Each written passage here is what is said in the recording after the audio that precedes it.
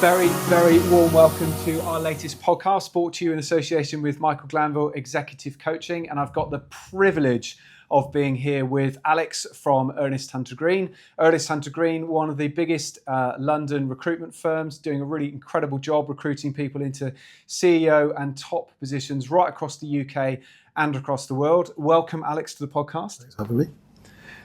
So you were saying to me that you are a pretty big sports fan, like a bit of cricket, like a bit of sport. Tell us a little bit about that. I am an avid, I suppose, follower and try to participate as much as possible in whatever sports I can. But yeah, I've been playing cricket for a long time now, since I was 10, I think. It's the one thing that's kind of I've stuck to throughout. These days it's a lot less competitive than it used to be, but yeah, I mean, without getting into too much detail about cricket, because I'll talk about it all day, it's been a focal point of my life. Brilliant. And so big sunny weekend coming up. You got any sporting plans for this weekend? I am playing cricket on Sunday. Yeah, well done. It's going to be hot. Yeah.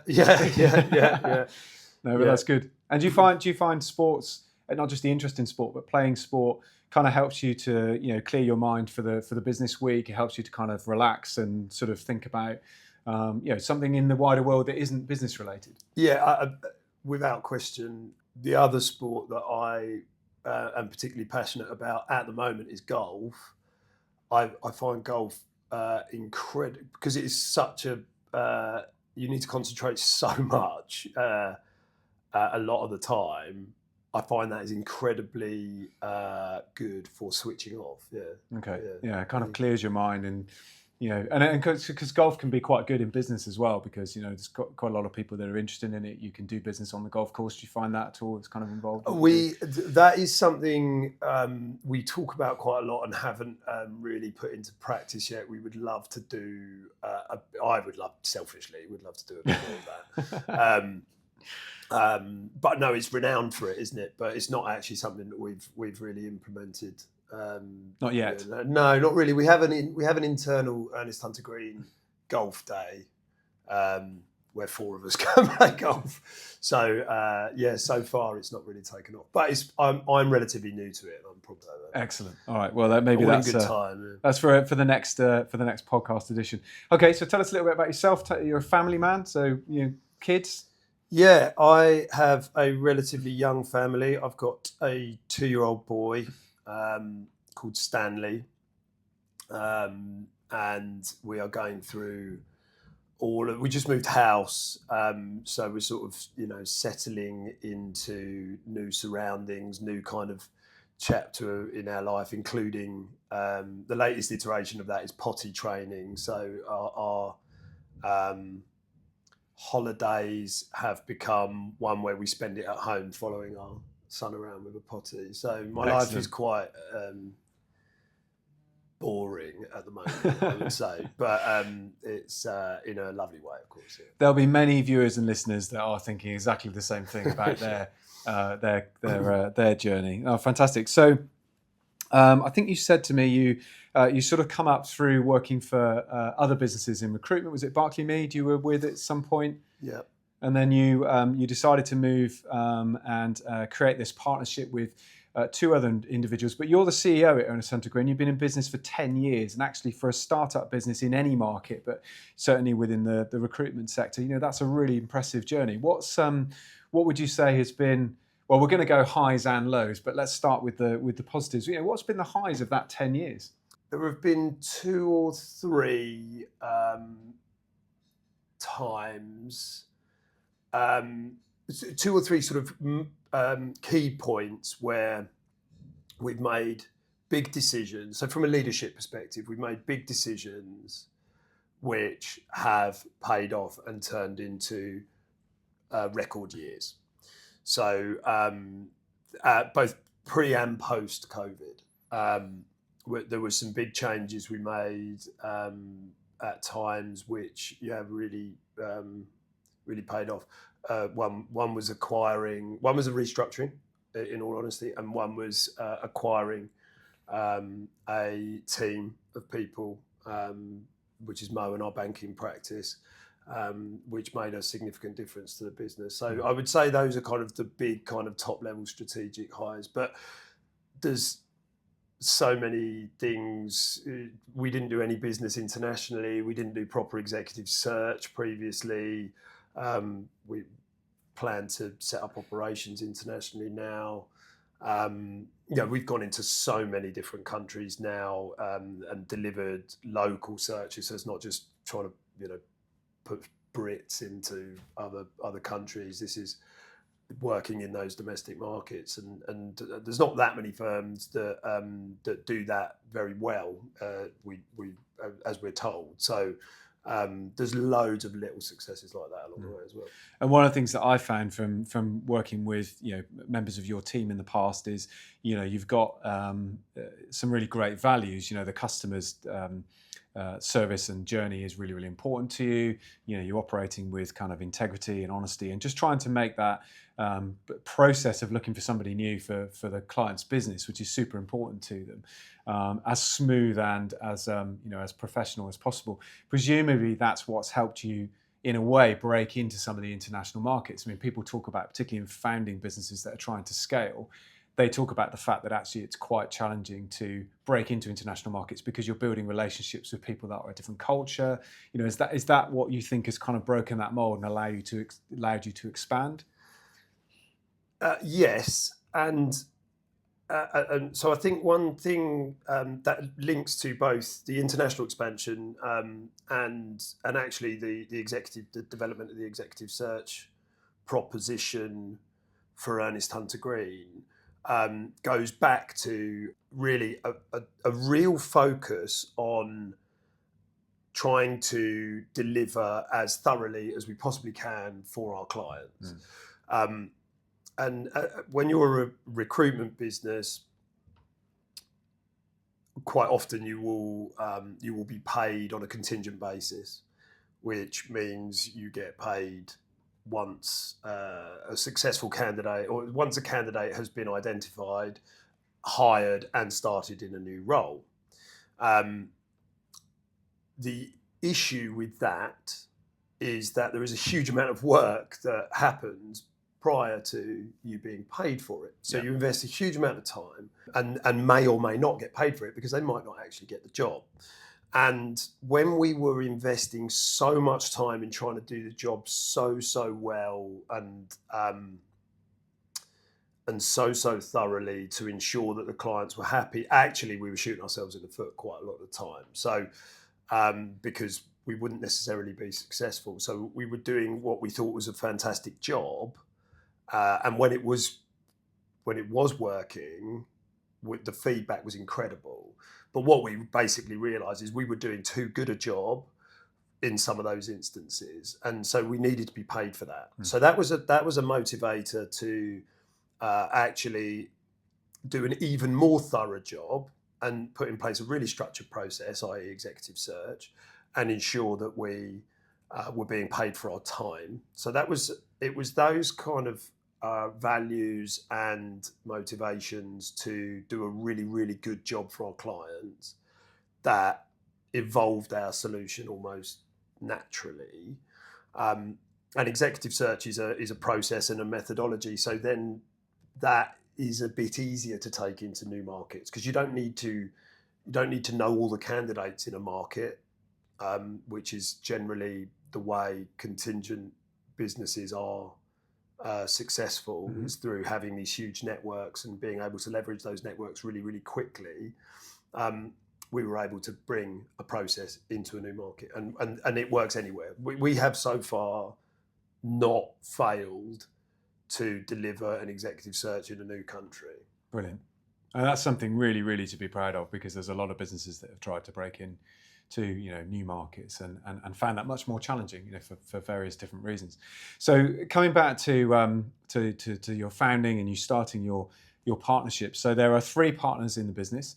How did that start? I mean, how did you 3 get together and say, right, actually we're gonna create our own practice? So we all worked together previously at Barclay Mead. Actually, there were 4 co-founders of Ernest Hunter Green originally 10 years ago. Okay. We were all colleagues. at a business called Barclay Mead. And Barclay Mead was owned by a big PLC called Matchtech Group, big PLC recruitment business at least called Matchtech Group.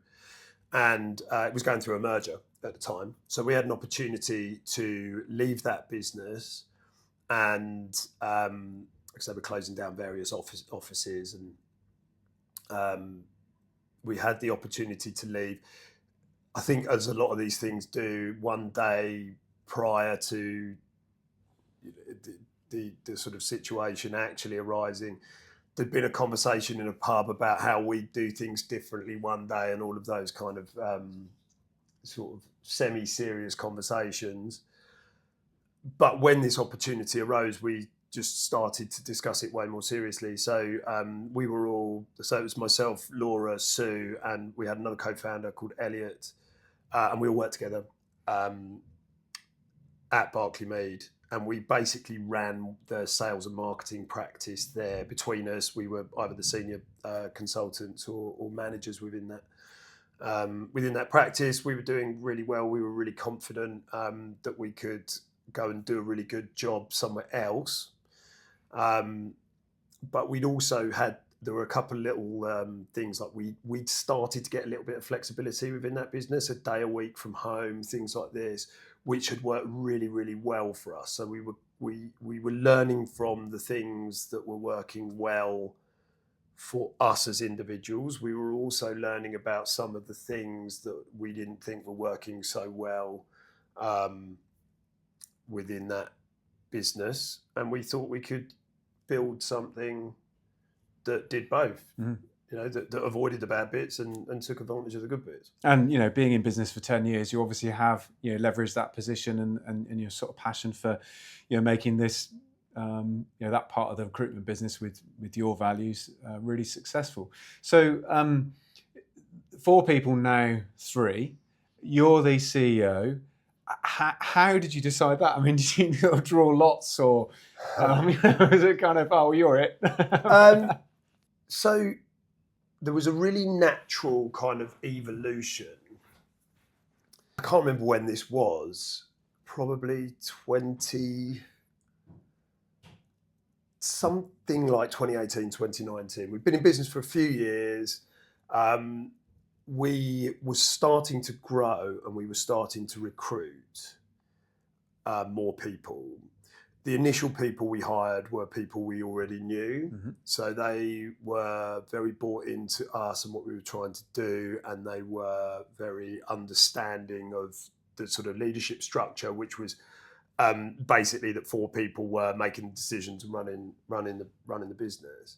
But when you start to tell a bigger story to the market, that is slightly confusing. You've got 4 people. You've got the potential for split decisions. There's no one clear leader within the business, and we felt that could be a little bit confusing for some people who might want to join our business to say, well, who's actually running this business, or who has a casting vote at least, or these kind of questions. So the need for an MD arose through that, through those kind of eventualities, and actually, given our own sort of personal development and interests that had arisen throughout the first 3 years in running the business, I was the sort of obvious and natural person at the time. So there wasn't really any debate around that or anything like that. I'd kind of shown appetite for that, and I think I'm a bit of an all-rounder. The general manager, that's kind of your skill set. Yeah, you were able to do that. It was a little bit more of a natural fit, really. So, and actually, we had complete alignment on it as well, which was nice. That made that a bit easier. So that was actually the decision making around it was really easy. The like getting to that point perhaps we should have done that sooner. I don't know whether that cost us in any way or anything like that. But You'll never know. no, exactly. But that's how it happened. Yeah. Oh, brilliant. So you're now sitting in the boardroom. You're the decision maker. Obviously, you know, and I've met some of your team today, so I've been fortunate enough to do that, which is fantastic. You've obviously built a really nice culture around the business, and you know, the team are empowered to, you know, make good decisions, find good clients. You know, they understand what your focus and your aspirations are. Do you think they, or do you think you're able to articulate your sort of long-term vision? Do you think they see and want to be part of the journey, or how have you found that sort of cultural development and transition in your sort of CEO role? So yeah, so the vision for the business is to be building businesses that people want to work for, Okay. and what that means is it's both an internal and an external goal to help our clients. So externally, it's to help our clients become employers of choice. It's to help our clients be the business that almost doesn't need our support in some ways, or at least from a headhunting perspective, because everyone wants to work there because they've got the best, they've got the best recruiter branding, employer branding, they've got the best onboarding, learning and development schemes, and everyone knows about it. So everyone wants to work there. A bit like some of the big, a lot of big brands, like Apple, are probably a very desirable business to work for. You know, they've kind of achieved that kind of thing. So that is what we mean by building businesses people want to work for, and we will do that through not only finding the right people for them, but consulting for them as well. So, Okay.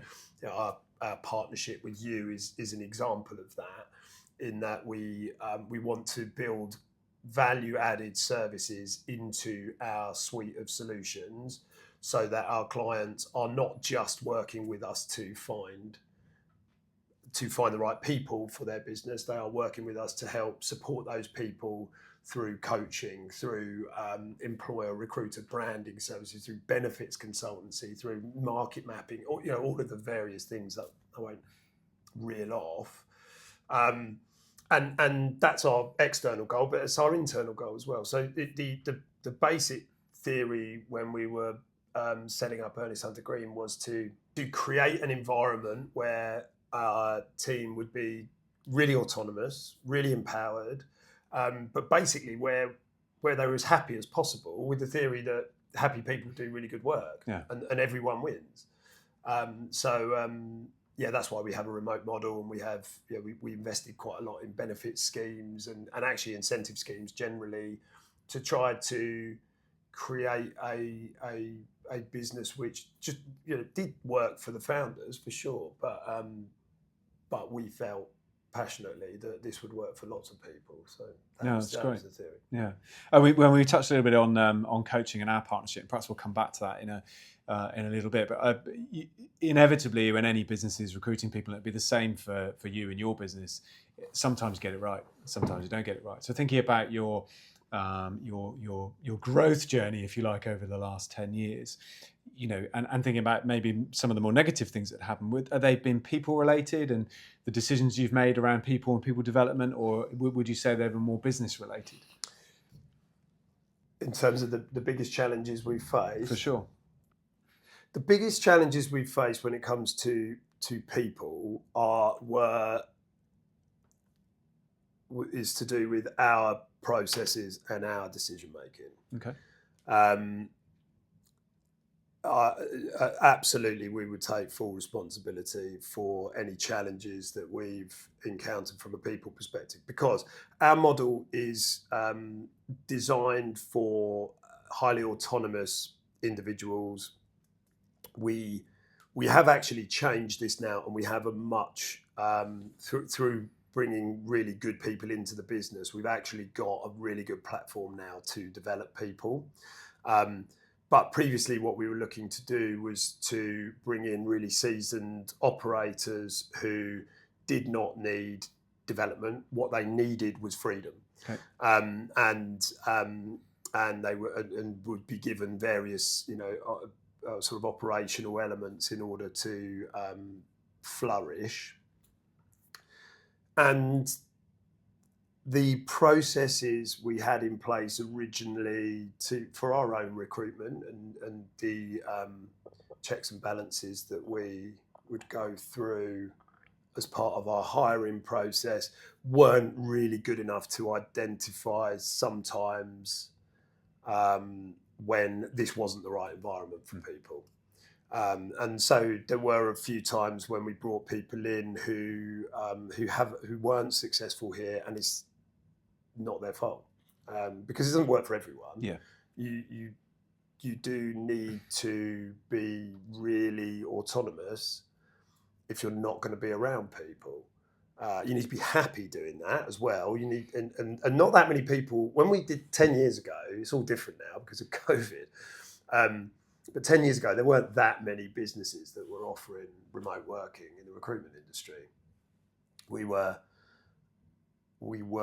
as far as I can make out, we were one of only sort of 2 or 3 at the time.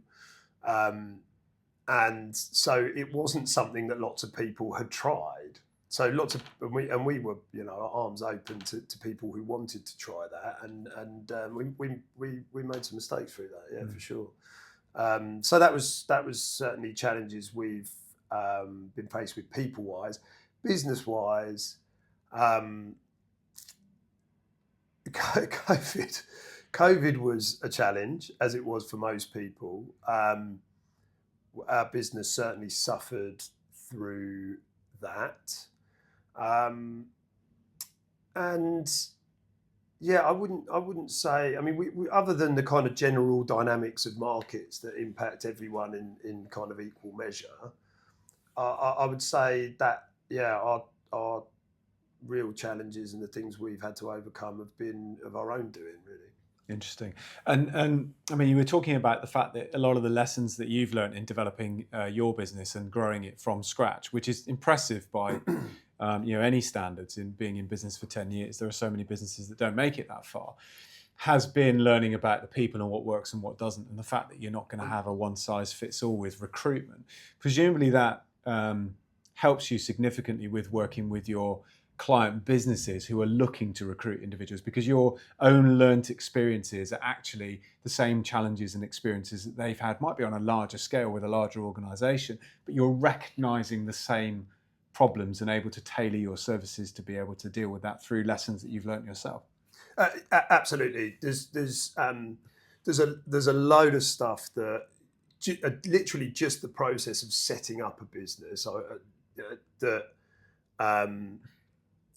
gave me immediately more awareness and therefore credibility when working with startups, for example, because you just understand a load of the pain points that they go through, and you're immediately more sort of empathetic to those businesses. So you can build better relationships, I think, because of it as well. And we'd all work for a PLC, so we understood the differences and things like that. So I think you can learn and ask better questions because of those experiences that you gain, and that does translate through to those better questions do translate through to better understanding of what your client needs, and flexibility has always been at the heart of our business. So we didn't sort of set out to take a one core proposition to market, and if people didn't like it, they wouldn't have it. So we regularly tailor what we do to the needs of those businesses, and I think we're quite good at understanding those needs now. And that moves us nicely back to the conversation we sort of started on the edges, which is the partnership between Ernest Hunter Green and Michael Anvil Executive Coaching, and how this conversation started was very much around you in your recruitment eyes seeing a gap in the market for integrating new senior hires into the business. The search element, the selection element, that's it's a well-trodden path by various businesses, and you guys are very, very good at it and have incredible success. But it's that integration bit into the business, the coaching that individual into the role and helping them to understand their strengths and their ambitions and what the business wants out of them as well. How do they achieve the most in the first 100 days? That started this conversation between our businesses about the partnership.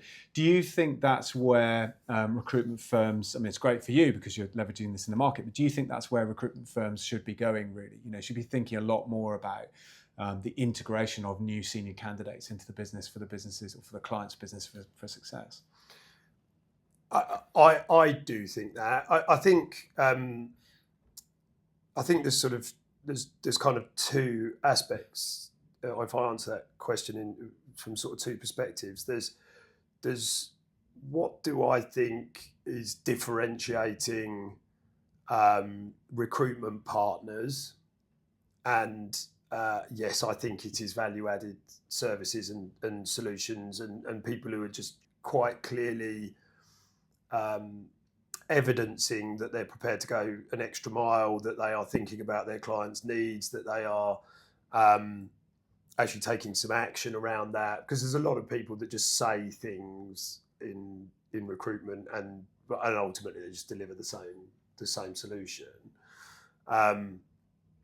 So I think it is really important to continually demonstrate to clients that you are trying to find other ways to help them and support them. Yeah. And the other aspect of it is how the industry is likely to change because of technology. Yeah. So technology being AI or just technology in general? Yeah, I think sort of AI or just the power of technology in general, because if you're not going the extra mile, if you're not adding more value, if you're not providing more services, if you're not de-risking your clients' hires through coaching or providing really exhaustive executive search solutions which really demonstrate all of that value back to the client through data and things like that, then there is a chance that your services will just get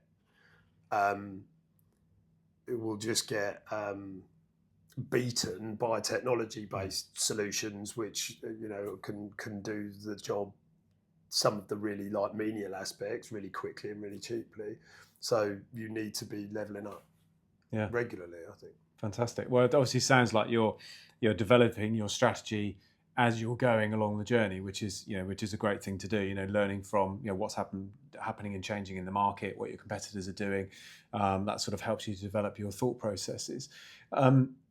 Having kind of gone through that growth journey and you called them the pain points, and talking about the founders, there is probably certainly in your market reach a number of founders and people who are thinking about starting a business of their own who are either watching this or listening to it on Apple or Spotify.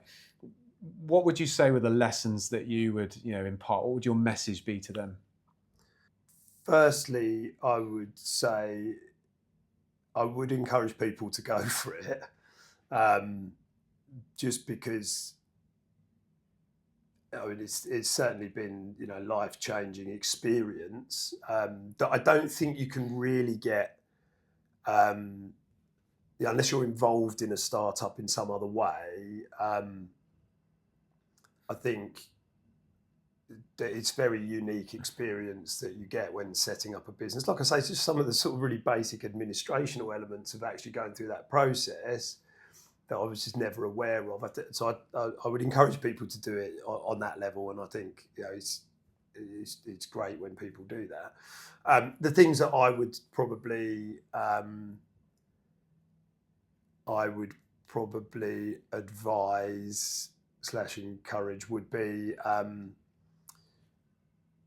utilize experts for things you're not good at, and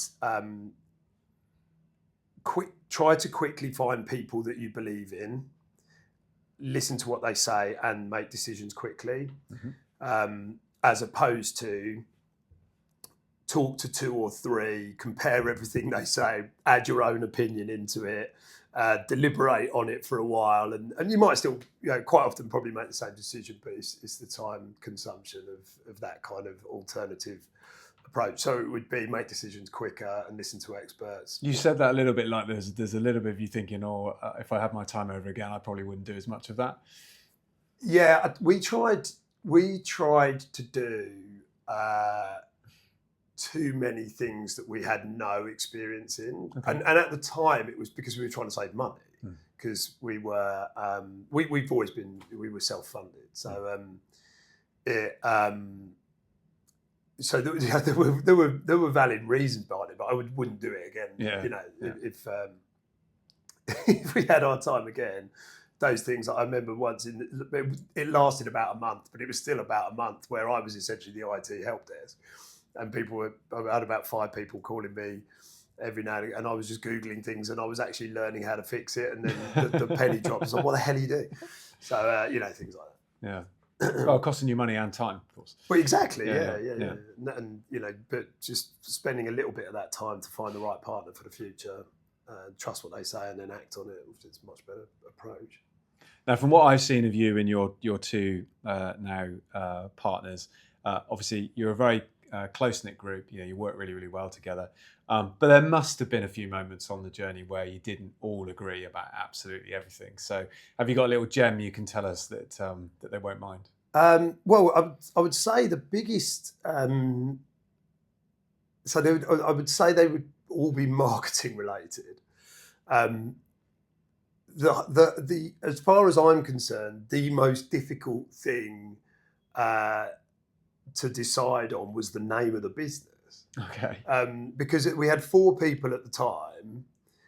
The ambition was to have a name which appeared, so from a sort of branding perspective, appeared to have longevity, even though it was new. So we knew. Well, I say we knew. You know, that was kind of the aim, but we probably weren't all aligned on that exact thing. And then also you've got 4 different people with 4 different ideas. That took some time to get it nailed down. Because it's funny, it's a funny thing, because you want to be in business together, and that's all fine. You know exactly what you're going to do, and you have absolutely no idea what you're going to call it. So I can't remember the kind of variations on things, but I remember a big debate about. We finally got to Hunter. My great granddad was Hunter Cooper, and I always just had this sort of want to involve the word like Hunter somewhere. And we'd gone through 20 or 30 different ideas before this, but because Hunter has sort of connotations to the industry, sort of felt like we were onto something. And then it was actually Laura had a granddad called Ernest. And we said, okay, well, that's also got a connotation to our values. Maybe we're onto something. But then we had a load of back and forth about whether it should be Ernest Hunter, Hunter Ernest.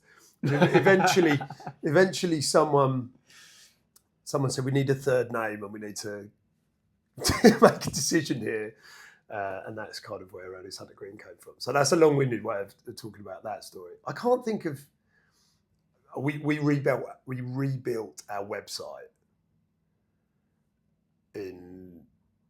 it was during the sort of year of the pandemic, and there was so many debates about content and colours and things like that. Pitched and kind of... Yeah, those are things that, you know, the values and the underlying, you know, foundations and things like that, we've always had really clear alignment of, but sometimes about how that's been presented in certain ways, we've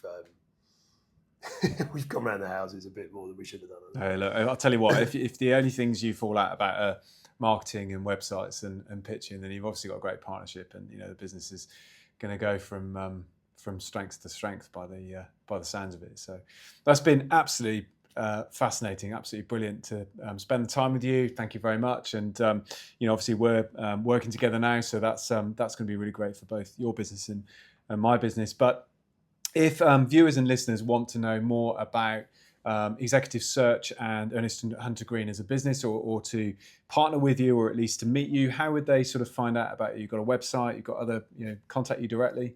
Yeah, it's ernesthuntergreen.com. You can find me on LinkedIn, Alex Cooper, Laura Deegan, Sue Palmer. We're the founders and directors of the business. But ErnestHunterGreen.com has everyone's contact details on it. It's probably the easiest way to do it. Brilliant. Okay. Well, that's been absolutely brilliant. Thank you to you guys for spending the time listening. Hopefully that's been useful and you've had some gems of inspiration, certainly for those founders who are thinking of getting into business. I think you said definitely go ahead and do it. So you may have some businesses popping up off the back of this podcast. But absolutely fantastic. Thank you for spending the time and we'll look forward to seeing you in the next video.